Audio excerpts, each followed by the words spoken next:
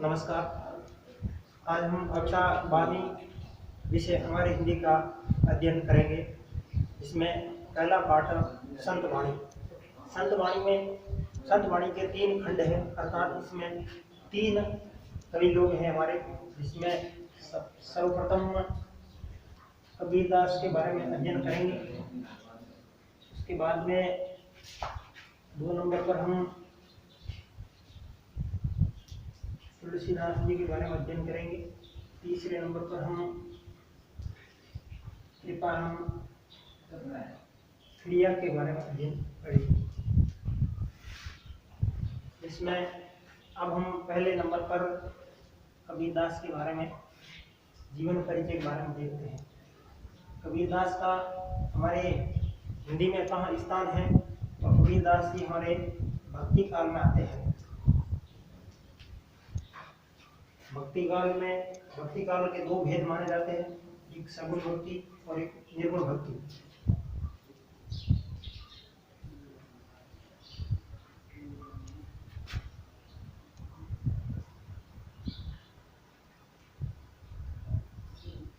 निर्गुण भक्ति की एक और उपशाखाएं हैं और सगुण भक्ति की भी दो उपशाखाएं हैं, जिसमें एक नंबर पर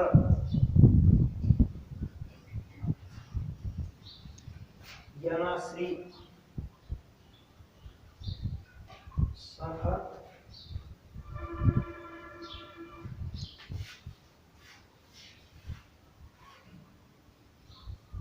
प्रेमाश्री शाखा। इसके एक और अन्य नाम भी है। इसको हमारे एक दूसरा नाम संत काव्य धारा भी कहते हैं। संत काव्य के नाम से और जाना जाता है। ये के हमारे इतिहासकार हैं डॉक्टर राम कुमार वर्मा के अनुसार इसकी दूसरा नाम और है सूफी काव्य धारा। सूफी काव्य, इसके प्रतिनिधि कवि में संत कबीरदास जी माने जाते हैं। इसके प्रतिनिधि कवि मलिक मोहम्मद जायसी माने जाते हैं।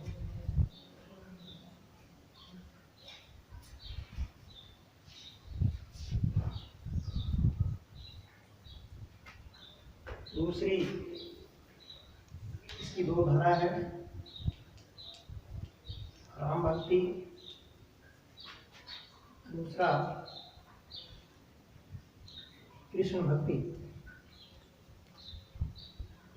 हम राम भक्ति के प्रतिनिधि कवि है तुलसीदास जी माने जाते हैं और कृष्ण भक्ति के सूरदास जी माने जाते हैं। कबीर और तुलसी के बारे में इसी पाठ में अध्ययन करना पड़ेगा, इसलिए भक्ति काल में तुलसीदास जी आएंगे और कबीरदास जी दोनों भी आएंगे। उसके बाद में हम दूसरा पाठ पढ़ेंगे सूरदास का, तो सूरदास का भी भक्ति काल के अंतर्गत इनका परिचय बैठता है। इनकी प्रमुख रचना बीजक है। इनकी प्रमुख रचना पद्मावती है, पद्मावत। इनकी प्रमुख रचना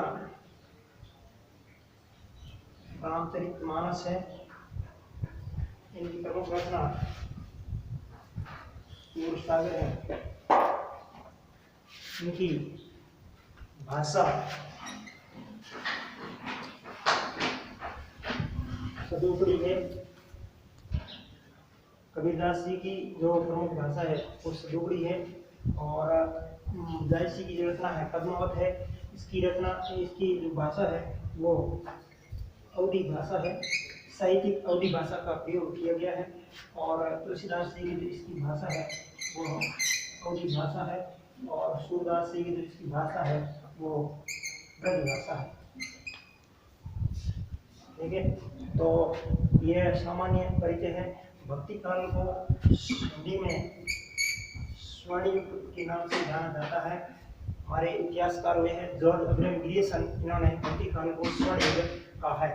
अब हम आगे कबीर के परिचय के बारे में, जीवन परिचय के बारे में देखेंगे। कबीरदास जी का जन्म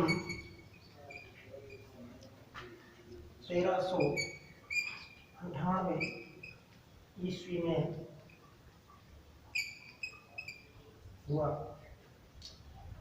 स्थान का नाम काशी। काशी में जो जगह है लहतारा तालाब।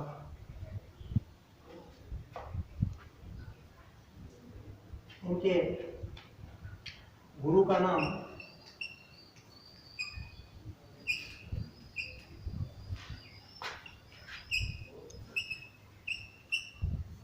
रामानंद।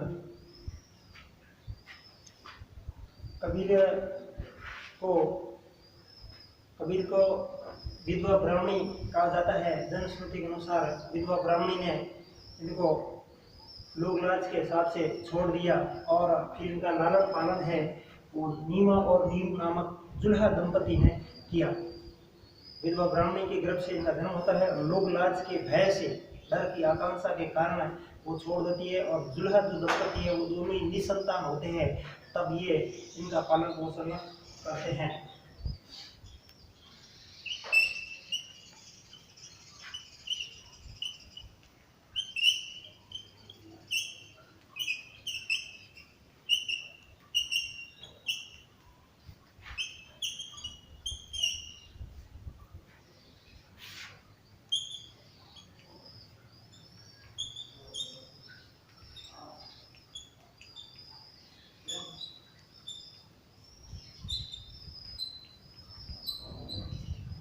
नीमा और नीम नामक दुल्हा दंपति द्वारा पालन पोषण किया जाता है।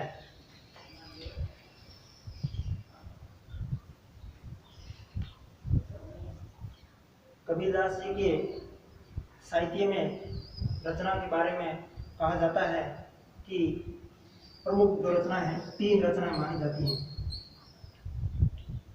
इसमें नंबर 1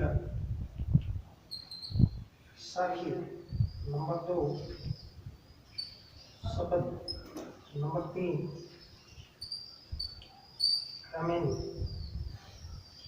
इसकी भाषा सदुपड़ी और बाकी इनकी भाषा भाषा मानी जाती है। इन तीनों का संग्रह है वो बीजक नाम से जाना जाता है। इनका एक प्रमुख शिष्य हुआ जिसका नाम है धर्मदास। धर्मदास ने इनका संग्रह किया। प्रधान शिष्य कबीरदास जी एक पहले समाज सुधारक है, उसके बाद में कवि है। कबीरदास जी ने समाज में फैले हुए बाह्य आडंबर, ऊंच नीच, भेदभाव, छुआछूत, बहुदेववाद आदि ऐसी समाज की कुरीतियों का खंडन किया है। इसलिए कबीरदास जी को समाज सुधारक के रूप में माना जाता है। कबीरदास जी एक समाज सुधारक पहले है और उसके बाद में कवि है।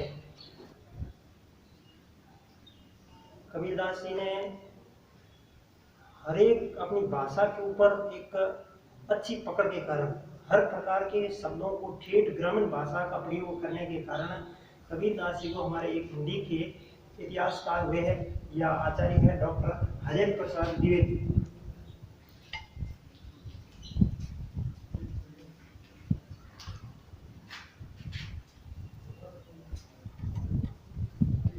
डॉक्टर हजारी प्रसाद द्विवेदी ने कबीर को वाणी का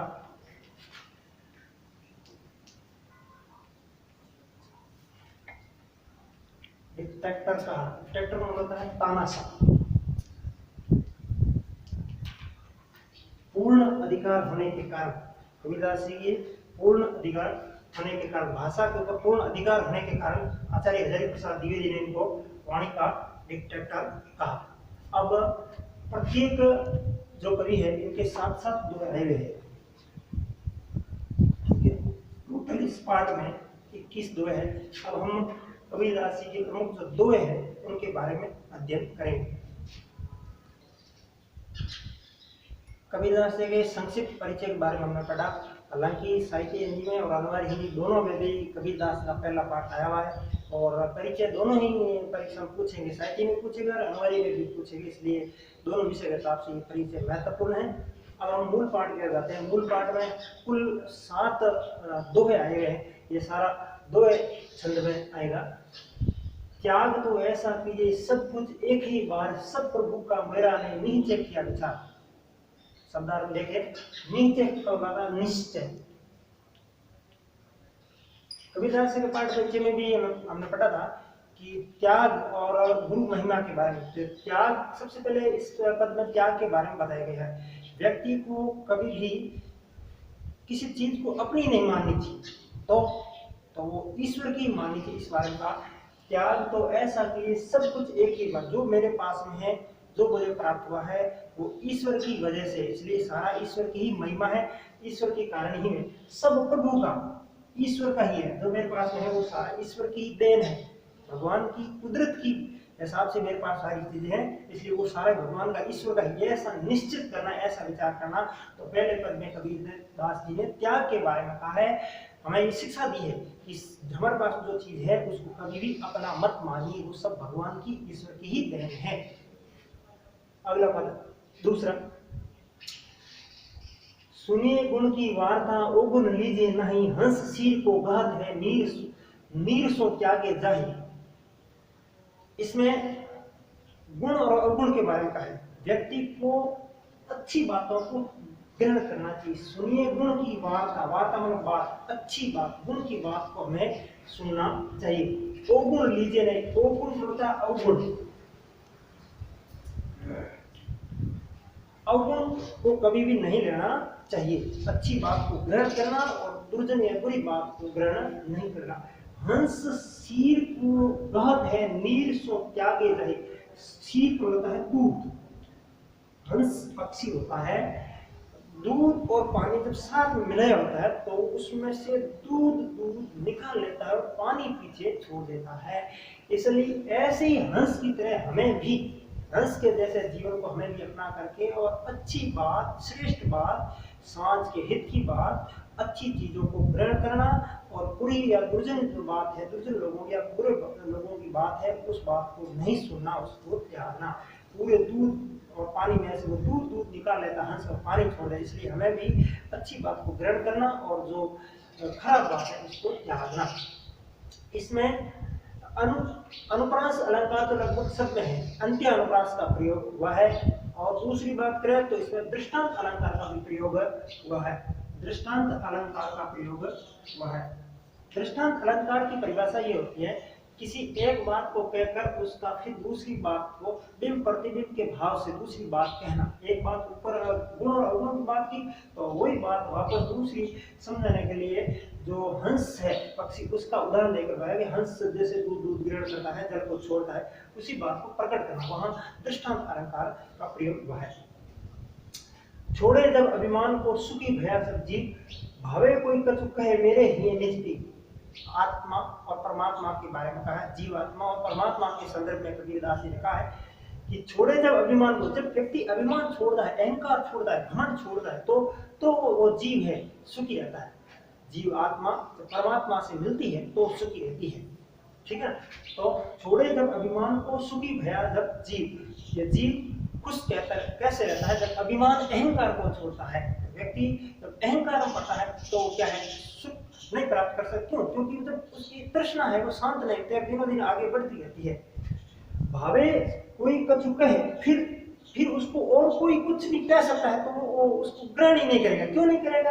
इसके कारण है मेरे ही निज पीव, वो मेरे निज पीव में लगता है, मेरे हृदय में ईश्वर का विराजमान है और आत्मा के साथ में परमात्मा विराजती है। तो इसलिए दूसरे अन्य लोग कोई उसको कहेंगे तो वो उसको अच्छी नहीं लगेगी। भावे कोई कछु कहे, फिर दूसरे लोग उसको और कोई भी चीज कहेंगे तो कहेंगे मेरे ही हृदय के अंदर भगवान ईश्वर का निवास। आत्मा और परमात्मा के मिलन के संदर्भ में इस तीसरे दोहे में कबीरदास जी ने बताया है।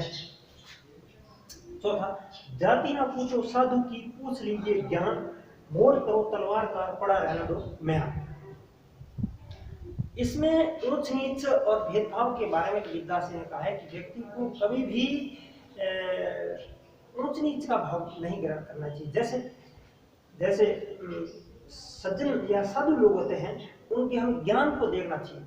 जाति ना पूछो, आपको किस जाति का, किस वर्ण व्यवस्था का है, किस जाति में पैदा हुआ, वो जाति नहीं पूछ कर हमें उसका ज्ञान पूछना चाहिए। मतलब हमें ज्ञान की महत्व के बारे में बताया गया। ज्ञान ग्रहण करना है, चाहे वो कैसा भी है, किसी जाति का है। और मोल करो तलवार का। अब तलवार और म्यान दो स्थिति है। म्यान है वो उस तलवार के अंदर, ऊपर वाला खोल है म्यान, और तलवार अंदर है। तो अब आवरण को नहीं देखना, आवरण के ऊपर मतलब चमक दमक हो सकती है, परंतु मैन आगे ऊपर तलवार है, उसकी धार कैसी है, उसको हम प्रहार कैसे करेंगे। ऊपर के खोल आवरण को देखकर हम सोचते हैं ये सुंदर है, तो उसका कोई सरोकार या कोई मतलब नहीं। इसलिए व्यक्ति को ज्ञान के बारे में ज्ञान को समझना चाहिए, चाहे वो कैसी जाति का है, कैसा वर्ण का है, हमें ज्ञान की बात को ग्रहण करना चाहिए। इसमें ऊंच नीच और भेदभाव के बारे में कबीरदास जी ने कहा है, मोल करो तलवार का, पड़ा रहने दो म्यान। तलवार महत्वपूर्ण है, म्यान महत्वपूर्ण है, क्योंकि म्यान तो बाहरी आवरण है, और आवरण की चमक दमक देख करके हम उसका मूल्यांकन नहीं कर सकते हैं। हमें उस समझ और ज्ञान के महत्व के बारे में समझना चाहिए। संगत कीजिए साधु की, इनका गुण निष्फल जाए, लोहा परस परसते सो भी कंचन हो। पांचवें दोहे में बताया है कि अच्छे लोगों की सत्संगति के बारे में बात है। अच्छे लोगों के साथ में रहना चाहिए। अच्छे लोगों के साथ में रहेंगे तो हम खुद अच्छे होंगे, और दुर्जन लोगों के साथ में रहेंगे तो उनके जैसे होंगे। तो संगत कीजिए साधु की, गुण निष्फल जाए। साधु मतलब सज्जन लोगों की, श्रेष्ठ लोगों की, विद्वजन लोगों की संगति कीजिए तो कभी भी निष्फल नहीं। क्यों? तो जब हम उनके पास में रहेंगे तो वो कुछ न कुछ अच्छी चीजें बताएंगे, तो हम सीखेंगे, तो हमारे अवगुण निकलेंगे और अच्छे गुण आएंगे। और आगे उसी बात को और प्रमाणित करने के लिए बात की है, लोहा परस परसते सो भी कंचन हो। एक परस एक धातु होता है, वो जिसपे भी मतलब लोहा उस परस के स्पर्श होता है तो वो क्या है, कंचन हो जाता है। कंचन हो जाता है सोना। लोहा परस, परस धातु, तो लोहे का टुकड़ा उस परस के स्पर्श में आता है, संपर्क में आता है, परस मतलब स्पर्श में, तो वो क्या है, कंचन बन जाता है, सोना बन जाता है। इसमें कौन सा अलंकार है? इसमें अंत्यानुप्रास तो लगभग सब नहीं है, ठीक है ना। इसमें दृष्टांत अलंकार के ऊपर जो बात की है, मतलब संगति के बारे में, उस बात को फिर लोहा परस परस का जो बात कहकर एक बिंब प्रतिबिंब के भाव को जोड़ करके व्यक्त किया गया। इसलिए यहाँ दृष्टांत अलंकार का प्रयोग हुआ है। अनुप्रास अलंकार और दृष्टांत अलंकार। हमने पूर्व में 5 दोहे पढ़े और छठे नंबर पर पढ़ेंगे। मारिए सब आशा सापनी, जिन डसिया संसार, ताकि औसत तोष है ये गुरु मंत्र विचार। आशा रूपी सर्पणी को मारने के बारे में कहा गया है। कबीरदास ने कहा ये सारा संसार है, बहुत ज्यादा आशा रखता है। आशा रखने का कारण क्या है कि वो उनकी आशाएं कभी भी शांत नहीं होती है, वो हमेशा तृष्णा बढ़ती ही रहती है। तो एक आशा पूरी होने के बाद दूसरी आशा लग जाती है।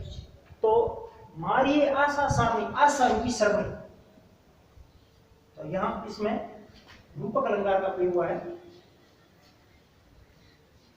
मारिए आशा सापनी, जिन डसिया संसार, उसने क्या किया, सारे संसार को डस लिया। आशा ने सारे संसार को डस लिया है, ताकि औसत तोष है। तो दूसरी बात में कबीरदास ने कहा कि मान लो इस आशा रूपी सर्पणी ने संसार को डस लिया है, तो इसका इलाज क्या है? औषधि क्या है? तोष। तोष शब्द होता है संतोष। अब हम संतोष, इसको अंग्रेजी सेटिस्फाइड बोलते हैं, ठीक है। तो ताकि औसत तोष है, ये गुरु मंत्र विचार, यही गुरु का मंत्र है कि संतोषी सबसे सुखी, संतोषी सबसे सुखी। तो हम जब संतोष करेंगे तो आशा की हमारी जो मांग है वो कम हो, तो उससे क्या होगा, हम सुखी रह सकते हैं। तो इसमें आशा रूपी सर्पणी ने सारे संसार को डस करके रखा है। और इस देह की फिर इलाज क्या है, दवा क्या है, तो उसकी औषधि है वो तोष है, संतोष। संतोष करेगा व्यक्ति तो वो सुखी रहे, संतोषी सबसे सुखी। यही गुरु का मंत्र है, यही गुरु की मेहनत बात है। कादा का को धन हरे, कोयल का को देर, मीठा शब्द सुनाए के जिद अपनो कर ले। कादा किसी का धन नहीं हरता है, न ही कोयल किसी को कुछ देती है। फर्क क्या है? बोलने का फर्क। कोयल मीठी बोलती है, वो कड़वा कर्कश बोलता है। सुनने वाले का, सामने वाले का मन कैसे जीता जा सकता है, उसके बारे में कहा गया है।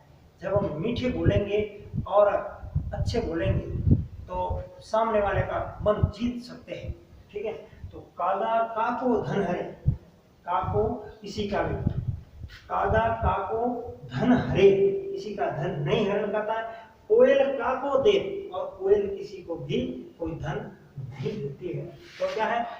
मीठा शब्द सुनाए के जग अपनो कर ले।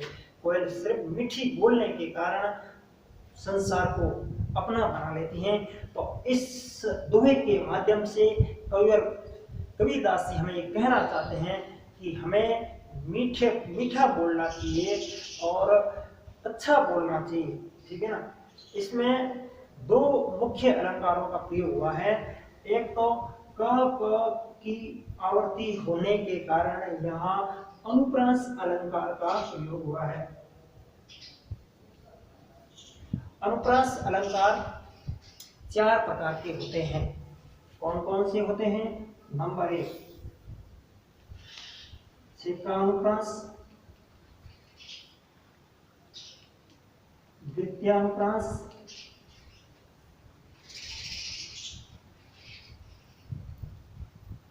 तृतीयानुप्रास और अंत्यानुप्रास। जहां किसी वर्ण की 2 बार आवृत्ति होती है तो वहां 6 का अनुप्रास होगा। वृत्तीय अनुप्रास, इसमें वृत्तीय अनुप्रास क की 2 या 2 से अधिक बार आवृत्ति होती है तो वहां पर वृत्तीय अनुप्रास है। श्रुतीय अनुप्रास का होता है उच्चारण स्थान के हिसाब से। हमारे गले के उच्चारण स्थान है, कंठ है, तालव्य है, ओष्ठ है, नासिक है, ठीक है ना। तो सारे वर्ण वहां से आते हैं, तो ये श्रुतीय अनुप्रास। और अंत्य अनुप्रास, अंत में तुक मिलता है। अंत्य अनुप्रास हमारे इसमें लगभग सब दो में आप कर सकते हैं, जैसे लेत, लेत, संसार, विचार, तो अंत में जब तुक मिलता है उसको अंत्य अनुप्रास कहते हैं। दूसरा इसमें एक और अनुप्रास अलंकार के 4 भेद, प्रमुख भेद माना जाता है। एक और जो भेद है वो अनुप्रास अलंकार का तो जैसे नहीं है, फिर भी अलग माना है, कुछ जगह साथ में भी मानते हैं, जिसका नाम है लाटा अनुप्रास। लाटा अनुप्रास की परिभाषा, जहां अन्वय का भाव होता है, पूत सपूत तो क्यों धन संचय, पूत कपूत तो क्यों धन संचय, तो वो इसमें लाटा अनुप्रास में माना जाता है। तो कुछ पुस्तकों जैसे इसको 5 भेद भी सीख साथ गिना जाता है, कई बार अलग होता है, कई बार साथ। प्रमुख रूप से इसमें 4 भेद माने गए हैं अनुप्रास अलंकार। और एक और अलंकार इसमें अन्योक्ति अलंकार। ये अन्योक्ति अलंकार आपके साहित्य हिंदी में, दृष्टांत, अन्योक्ति वगैरह ये साहित्य हिंदी में रहेगा, जो विद्यार्थी साहित्य हिंदी के हैं उनके लिए रहेगा। बाकी हमारी हिंदी में सिर्फ इनकी ये अनुप्रास और नियमक और रूपक और ये उत्प्रेक्षा, ये अलंकार, ये जो साधारण सरल है वही। अन्योक्ति अलंकार की परिभाषा ये भी, जिसको अप्रस्तुत अलंकार भी कह सकते हैं। जो प्रस्तुत बात है, अप्रस्तुत से प्रस्तुत का ज्ञान कराना, अप्रस्तुत से प्रस्तुत का ज्ञान कराना। जैसे इसमें क्या, जैसे यहाँ प्रस्तुत चीज तो जैसे कौवा और ये कोयल है, और उससे अप्रस्तुत का ज्ञान मानव मात्र को कराना, या हमें कैसा इस समाज में कैसे जीना चाहिए या उसके कैसा व्यवहार होना चाहिए, तो हमें कोयल के जैसा व्यवहार रखना चाहिए, कोयल के जैसा नहीं रखना चाहिए। तो वो एक प्रस्तुत से अप्रस्तुत की और जो ज्ञान कराया जाता है वो अन्योक्ति अलंकार के अंतर्गत आता है।